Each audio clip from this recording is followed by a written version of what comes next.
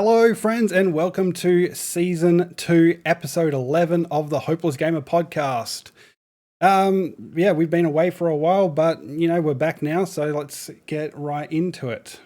First up this week, we have the all-new, never podcasted before, because the Sith always keep him busy, we have Darth Ghost.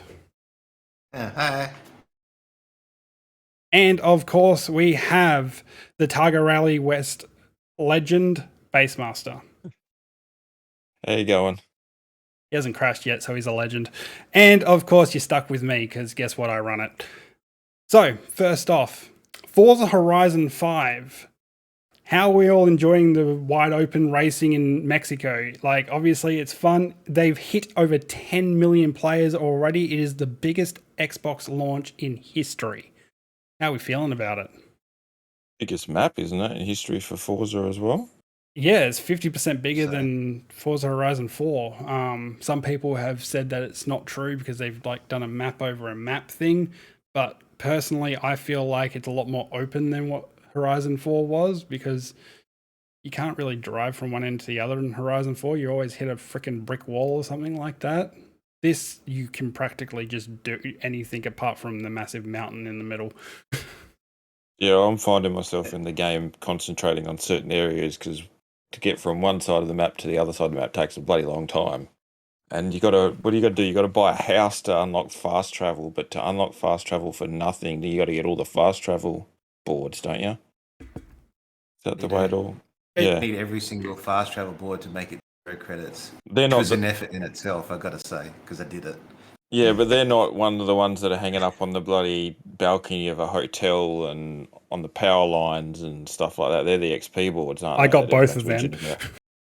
I got both of them as well. It took about, I think the hotel one was like, holy, there's one up there? I've got to go get that. The power lines was just like, nope, that's not it, rewind. Nope, that's not it, rewind. Yeah, I've been watching people do that as well. They just keep rewinding it back and doing the same jump and then just moving the car to the left or to the right, or take it to the left and then drag it to the right as they get it to the jump to try and get it to twist and bend in the air and all the rest of it. And I was just like, oh well, it's at least they were creative with it. I reckon people are whinging about it, but I'm like, well, at least it's not one of those things where you can spend 3 hours and you've done all the boards. No, I agree. You have to have some new changes. You can't just keep it exactly the same as the old games are. Yeah. Yeah, and was in 4, did they have the thing where you unlock, because I've noticed a lot of people posting videos now of you buy a certain car and you unlock all the perks and it turns it into another car? Yeah. Did they have that in 4? Yeah, there was cars hidden inside car perks. There wasn't as many. There seems to be a lot more in this one because there seems to be, or I'm seeing a lot more videos maybe. I don't know. They started with the Hoonigan stuff. Like when the Hoonigan stuff first started coming into 4, that's when a couple of them you could get through perks, but you could buy them anyway, so people didn't really care. Yeah, apparently they've nuked the Goliath thing. Have they? You can't auto drive apparently anymore. They've changed that. Oh. Hopefully I got some of that in before it got patched. Interesting. I was just intrigued by the concept of the whole thing being auto drive. When I watched the video on it, I'm like, was skeptical then. Gave it a bash and turned out it worked quite well. Yeah, but just on its own thing. I thought it was fine just to leave it in there. I mean, it's up to you how much money you want to make. At the end of the day, you're just going to spend it. It's not like it's my money and run. Yeah, it's not like you're buying stuff to do anything better or whatever. You're just buying it to buy more vehicles to unlock more stuff in the game. There was also, people were setting up the Goliath runs for like the ultimate XP, so you could get more car perks. Because the car tokens, if you've got like 500 of them or whatever, like however much you get from it, it doesn't have to be spent on the car that you got it in. It can be spent on any car. So people are just maxing out all the perks on all these cars from one race. Oh, there's a video floating around. Someone's taken one of those old boxy Volvos and maxed it out and used it for drag racing, and the thing just sounds like an F1 car, and it just slingshots out of the hole and just goes. And it's just the most weirdest thing to see, but I was just like, this is just going to really annoy some people, but it's funny as hell. Honestly, like, it's... honestly, I thought the box Volvo would be used for drifting because that's what I've seen them used for in the past, but the amount of different things you can do with cars in this game, like you can literally get any car, you can make yourself a drag version, you can make yourself a drift version, you can make yourself an off-road version. I have a freaking off-road rally Corvette and it flies. Like that was one of the best perks of this game, was being able to just off-road or drag any vehicle. Yeah, so it's one of those things, like, I kind of want to make a Bronco, but a drift Bronco. The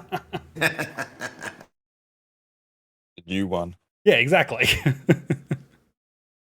But there's the other thing I've seen people, or the usual complaining, which I hate about Forza, is when you're doing those bloody spins and eating clothes. But I've seen someone did a thing where apparently if it costs you about $2 million, you can buy all the clothes, then you don't get them anymore in any spins. Yeah, I did that in Forza Horizon 4 as well. I bought them. So that's what people are doing. They were doing the Goliath runs to get cash to then go and buy all the clothing. So then when they get wheel spins, they don't get any clothes. Really? Well, that makes sense. I have a lot of wheel spins to do, but yeah, I bought all the clothes. I bought every dress. I've got a pretty little sunflower dress. I'm totally going to wear that. Well, yeah.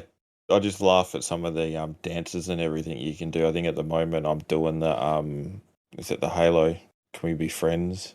One is the one whenever I win something, and it's just most random one, because every ones that I've had races against, everyone else is still set on the default dance or whatever, and there's my character in the middle doing something stupid. Should be noticed. Yeah. One's and then the other day I had someone was dressed up as an astronaut. Yeah, I've got that where outfit. They got that outfit from. I think it's from the early release outfit, wasn't it? I think it's from Starfield. Oh, okay. Because I got the same outfit. I've got it as well, yeah. I'm not sure where it comes from. Whole bunch of perks, wasn't there? There was one for there was stuff if you played the previous games, and things like that. So, do you reckon Forza the Horizon is going to end up being a game as a service? They'll just end up banding the map, or having like they did with 4, where you could just fast travel to a different location, like the Lego one and things. Oh yeah, they'll put expansions on it. I don't think it will be a live service game, because honestly, the whole point of like a new Forza Horizon game is a new location. Like going with Mexico makes a lot of sense with all the openness of Mexico and stuff like that. And you've obviously got Baja racing and all this kind of stuff. Like, it's one of those things that's just integrated into that country. And the more I see that, the less I think they'll ever go to Japan, because it's just not open enough. Yeah, but the other side of it is the Japanese car culture is something totally different, and a lot of people are calling for it. You've still got the drifting, you still can do the drags, but you've got all the nice mountainous tight areas that you could do, and then you've also got other things like the I can't remember the name of it now, where they go out and do the 300 club across the bridges and everything like that. Oh, the tour. So you've got all the different aspects of that you could bring in different modes for Japan. So I get that and everything, and I really wanted Japan until like I saw Mexico. And that's, I think, the only problem with the location is that you won't be able to drive just across fields. Like, Japan's really built up. Yeah. That's the only reason why I think they haven't done it. Unless they use part of the rice paddies. do part of Japan and then incorporate it into other parts, like whether you don't just do Japan, you do something like as an Asia thing. Incorporate different parts of Asia to get it a bit more open world and stuff like that. Yeah, I mean, it's a possibility. honestly, with the Horizon 3 in Australia and all that, they had like Byron Bay and all that, and Cooper Pedy and all that in a very condensed area. Because those places are literally hundreds, if not thousands, of kilometers away from each other in real life. You can drive in real life from Cooper Pedy to Surfers Paradise and back down to Byron Bay, all within minutes. It's practical. Yeah, just get a dirt runner, mate. You won't run out of fuel at all. Absolutely not. You won't get stuck in the fucking desert. Are there any cars that That we'd 3-day like? trip between states is a.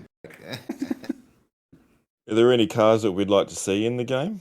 I'd actually like to see quads. I reckon just the video, the creator side of aspect of being able to, especially with the map like Mexico, to do flips and stuff like that on a quad off the side of the mountain or something.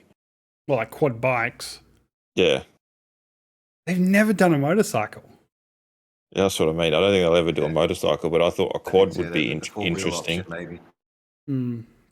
I mean, they got those I'd like to see more prototype cars that are made production. Like the factory did one model that was like a 70s one or an 80s or something done by a car company that never made production. To have something different than, look, here's that Ford RS200 I've been driving for the last 6 years. All right. They need all the Batmobiles. The Tesla truck. That'd be fun. Yeah, what about? I was about to say that, like, with that Porsche electric car, that thing is freaking insane. Why don't they have more electric cars? It's a licensing aspect. Well, Tesla won't ever freaking allow it, probably. But Hyundai have just come out with their racing electric car thing. Well, they're prototyping it now, apparently. But it's one of those things that manufacturers need to realize that having their car in the game is an advert for the thing. It's like a couple of weeks back when Birdie and I took a GDR for a spin. I'm not joking. Someone could follow us the whole afternoon on social media because of all these videos that were getting posted up because it was a GTR. And none of them were from us. And none of them were from us. It was just other people, and you could just follow this social media presence of this car going around. And it's because it's an iconic car, and people are relating it to the fact that they play it in Gran Turismo or they play it in Forza and stuff like that. And I don't know if manufacturers don't realize the effect that has. It gives people the ability to drive an iconic car, albeit in a video game, but it gets a interest.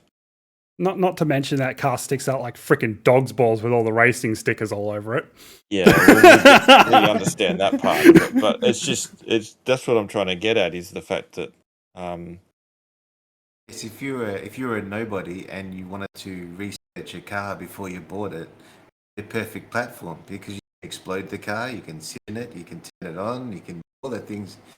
You're actually physically going to the showroom and drive it in the bush if you wanted to. You should do stupid stuff with it. You could see what the car looks like with a friggin' 6-inch lift kit and some mud tires. Then get down the dealership and say, I want that one. I'm going to build a GTR with a lift kit and mud tires now.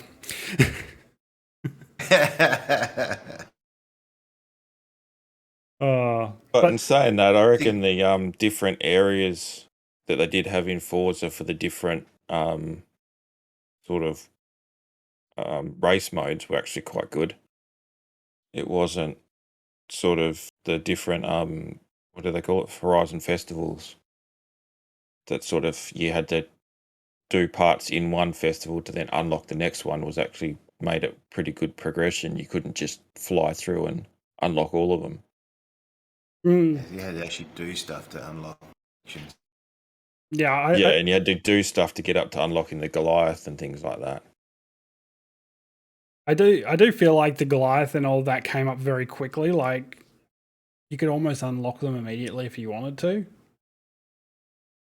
I'd already unlocked the main one and the blue one, and I think it's the road racing mode, and the one before that I unlocked, but then I hadn't, because I used the points to unlock that, I hadn't unlocked like all the bar jar and all the other modes and everything yet. See, I've unlocked all that, and I've barely done any of the races.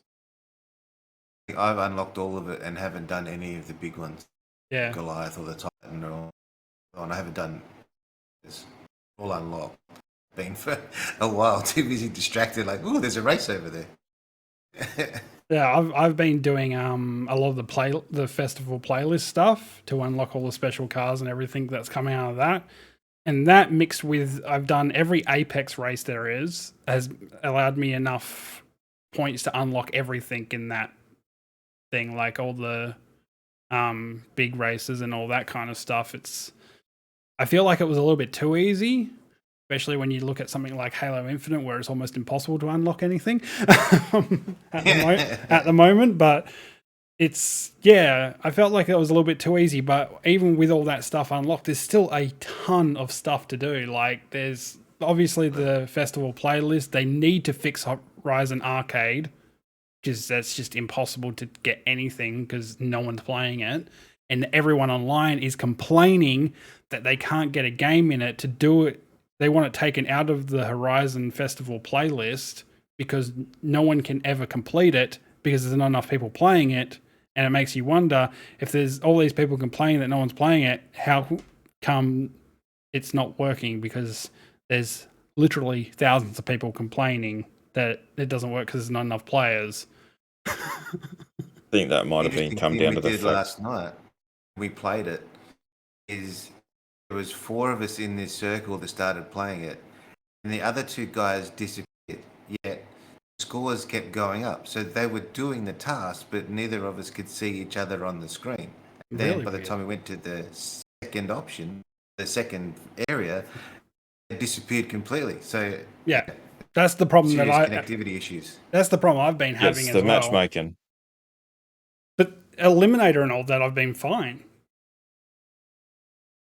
Yeah, same. Eliminator, no issue at all. Yeah, Eliminator. Because it takes it separate and out of the main area completely. And what was the other thing? The little playground games, I think they call them, which is kind of like a pun on their own name, but still. Yeah, I've never had a problem with that either. You've been seeing some of the maps people have been making in the creator modes? Yes. Like, someone made the Irwindale Drift circuit, and everyone's been making all these different circuits for all different different bits and pieces. Too. And then this is the question you have to ask, isn't it? If you've got Creative Lab now, why do we still have Super 7s in it? Not just like Super 7s away and go away and never come back again. Yeah, Super 7s annoy me a bit, but there's some cool things in there. Yeah, some of the Super 7 modes I don't like. Yeah, my talent's lacking on trying to complete those ones, so I skip or change or re-roll or whatever you want to call it. Some I just find boring as fuck. And just go straight to the checkpoint. All the crap in the middle. Some I just find boring as fuck. There was one where you had to drift a garbage truck into garbage bins. That was really fun. Yeah, I enjoyed that one. That was fun. And then there's one where I had to race down that one. Creative Lab with later that garbage truck one. That was pretty cool. Did you Z or something? It was. But there's some of the ones where I'm like trying to race from one point to the next point, and if there wasn't actually having to go through the checkpoint markers, I would have just launched the car off the mountain. Just going, yep, I'll see how far I can get down here quick, sort of thing. But I had to weave my way down because I had to go through checkpoints. I'm like, wonder what the penalty is if you did launch it and try and see if you can hit the finish line before they engages you. Was that in the Mazda? I can't remember. I think that was when they had to go up to the volcano. Oh, okay. That was different. That was that one where you're chasing along that one. But that's cool. I like that one. Perfect car for it. Oh, it's just the different modes have been pretty good to unlock the different areas of the story, but now it's just getting into I think I've done all the Blue Road Race ones, including the Goliath. That's about the only thing I think I've completed. Everything else I've just done the first bit to unlock that story area. Yeah. Honestly, like I've had a lot of fun doing like the Vocho Horizon story about the Beetle. Yep. So I love all those story things and things like that, different challenges. And that one was really good because it shows like it literally shows like how many different things you can turn one car into in Horizon. Like, yeah, you can do a lot with a Beetle in real life. Like, it's one of the most iconic cars for it in the world. But the fact that it's in a video game you can do that is ridiculous. Yeah. I haven't actually got into most of the story modes. I think I've done the first one. Yeah, well, you know, that you had to do. You did the one where you had to find the Beetle and put it on the tow truck. Yeah. Yeah. The story continues from there. It's ridiculous. I think there's, from what I had a look in the part of it, there's about 4 or 5 different story modes so far. I swear there's more than that on my screen though. I'm trying to work out this filter thing, because that was the thing I always used to use in Forza 4, was just like I'd filter into whatever mode that I wanted to do, and that's what I'd go and do. Yeah, I use the filter a lot. The screen's way too crowded otherwise. What's your guys' take on the fact that whenever you do a race and you finish the race, you come out in the car that you've just raced in and not gone back to the one you just entered the race in? A little bit annoying. I swear they've changed that. Yeah, that wasn't like that in 4. That's what I mean. Like, you rock up and you do a race and you change your car to whatever you do in the race, then you finish the race and you drop back into that vehicle you just finished the race in. I'm like, no, I don't want that one. I want to go back to the off-road buggy that I was in, or something. Yeah, to get to the next one. To get to the next challenge. Oh. Yeah, if you're in a convoy, the second or the person who's joined the convoy, if they pick a car, the race that you race, you pick the car, then they pick their car. When they exit the race, they go back to the original car they were in, regardless of whether they own the car or not. Interesting. It's always the main host that seems to have look, you're stuck with this now. Yep. Fair enough. Okay, so how do we feel about Horizon? Like, is it good? Is it bad? It's up for 4 Game of the Year awards, or not Game of the Year, Game Awards nominations. Like accessibility and music and sound and.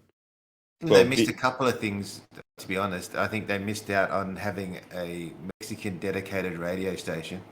I think bringing 5 English stations direct from the UK into Mexico with a bunch of British people with like, hey man, we're in Mexico and I only got 2 Mexicans. You know what I find weird is there's only 2 voices for your character. Like our characters have never had a voice before. And all of a sudden, there's 2 voices, male and female. Whoop-de-doo. Yeah. My other thing is, why can't we have... I thought there was a plugin before where you could use Spotify. Yeah, there was. Before you can use Spotify. Now you can't do a custom channel on this one. No, but you can put it in streamer mode. You can use Spotify in the background. Yeah, you can use streamer mode for your music. So instead of playing licensed music, it will play copyright-free music through the channels. And the music's actually good. I will admit. Because most of the time I get in the car and turn the radio off. Yeah. I kept on forgetting to do that. That's why I turned it to streamer mode to make videos from it, because it was getting bad. You did not have the authorization for this, too. The other stupid thing is, like, you do a race or something, and then it'll turn the radio back on. Yeah. Yep. Like, really? But no, it's good. It's up for some game awards and everything like that, which is absolutely great to see. I can't believe it's already gotten 10 million players, but I also think that's largely to GamePass Ultimate being on PC and console at the same time. Yeah, well, speaking of Game Pass, the ability to get just the premium add-on. Yeah. It's the first of, I think it's the first of that game, and that was, to me, that's the game changer. That's exactly what you want to be doing. They're getting their clip on the premium stuff, but also getting the game out there on Game Pass. And the thing is, it's not like it was something that was hidden. Like, you told me about it first, and I was like, oh, that's cool. And then Xbox was advertising it on their Twitter. Yeah. Like, it's not like they were giving you the heads up. They were saying, hey, don't buy the game. If you've got Ultimate, buy the little pass. Exactly. It'll be magnificent. You want to play it early, just get the pass add-on. Like, save yourself some more money. Which I'm hoping they're going to start doing more games. I do love how some big content creators in Australia were complaining that everyone was playing Forza Horizon 5 and they couldn't because apparently GamePass said it was too early for them. Won't name names. And I'm like, yeah, maybe you should have bought the premium pass to unlock it all. It's like, yeah, it's not released yet. Oh, anyway. So that's going to do us all here for today.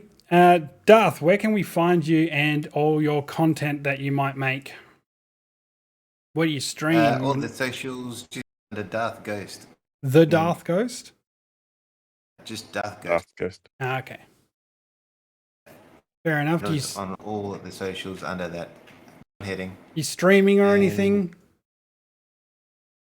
Getting back into it, I'll probably start again, but that'll be only to YouTube. And